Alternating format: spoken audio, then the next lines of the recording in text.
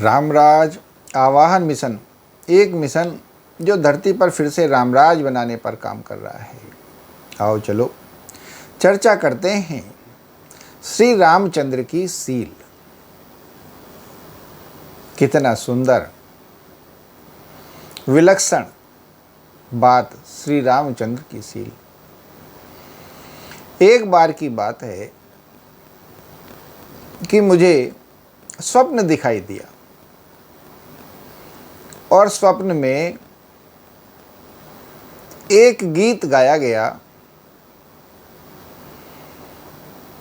जो हमारी रामपन की बुक पार्ट 20 के पेज नंबर 10 पर भी लिखा है।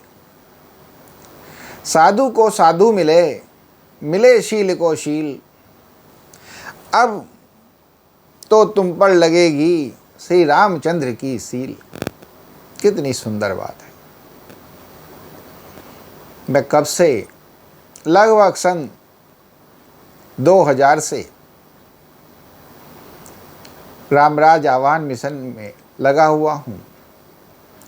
रामराज बनाने के काम पर लगा हुआ हूँ। रामराज आवाहन मिशन बनाने के काम पर लगा हुआ हूँ और राम का काम कर रहा हूँ। राम का काम क्या है? स्वयं को सज्जन बनाना, स्वयं को साधुत्व को प्राप्त करना और स्वयं को राम बनाना और यही फैलाना, यही बताना, यही करना, यही समझाना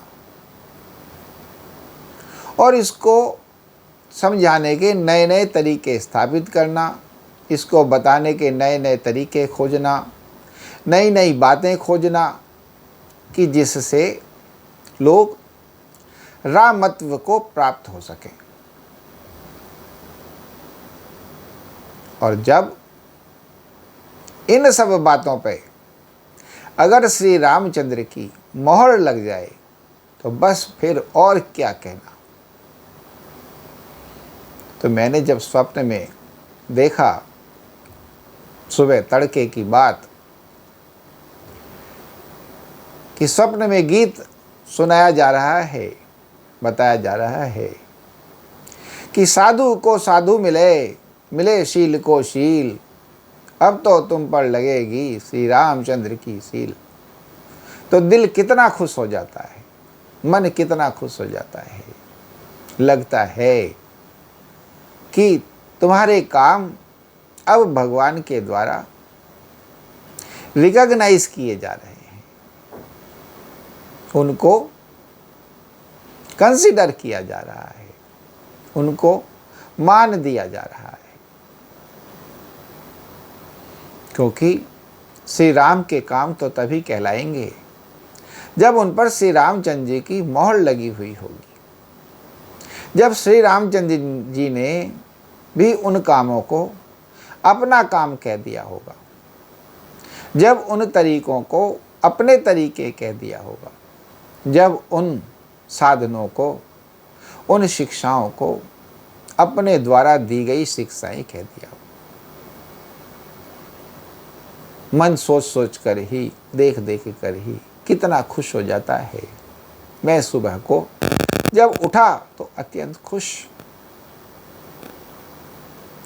और मैं देख रहा हूँ कि निरंतर नए नए रास्ते, नई नई शिक्षाएं, नए नए मार्ग आते ही जा रहे हैं, आते ही जा रहे हैं। क्यों? क्योंकि जो राम की यात्रा है वो तो अनंत की यात्रा है। आप कितना ही स्वयं को सुधार लें, आप कितना ही स्वयं को साधु बना लें, आप कितना ही अपना शील सदाचार कर लें, तो भी आप में बहुत कुछ कमियां, अभी भी बहुत कुछ करने को बाकी है, ऐसा रह ही जाएगा। क्योंकि ये है अनंत की यात्रा और रामत्व कब प्राप्त होता है? बस ऐसे ही प्राप्त होता है कि जब आप इस अनंत की यात्रा पर निकल चलते हैं और धीमे धीमे धीमे धीमे बढ़ते रहते हैं। मार्ग में जो शिक्षाएं, जो ज्ञान, जो अनुभव, जो प्रयास आते रहते हैं, उनको पकड़ पकड़ करके आप आगे बढ़ते रहते हैं। धीमे धीमे आपका जो स्वभाव है वो साधुत्व को प्राप्त होता है। धीमे धीमे जो आपका स्वभाव है वो सज्जनता को प्राप्त होता है। धीमे धीमे जो आपका स्वभाव है वो रामत्व को प्राप्त होता है। और जैसे जैसे वो रामत्व को प्राप्त होता जाता है, वैसे ही वैसे वह समता की स्थिति को प्राप्त होता जाता है, वह सच्चिदानंद की स्थिति को प्राप्त होता जाता है। उसका जो चित्त है वो सदचित्त होने लग जाया करता है। तो जाको रही भावना जैसी, तिन देखी प्रभु मूरत वैसी। तो जब आप में राम बनने की प्यास, राम की अनंत यात्रा करने की प्यास बन जाती है, तो यह सिद्ध भी होने लग ही जाती है। श्री राम की स्वीकारिता भी आपको धीमे धीमे मिलने लग ही जाती है। श्री राम का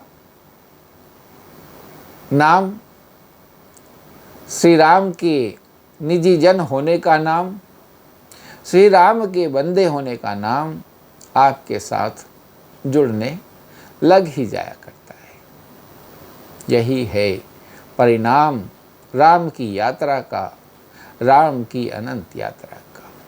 बोलो श्री रामचंद्र भगवान की जय, पवन सुत हनुमान की जय। और कितना सुंदर, जैसे कि ये राम की यात्राएं हैं, रामानंद की यात्राएं हैं, सच्चिदानंद की यात्राएं हैं।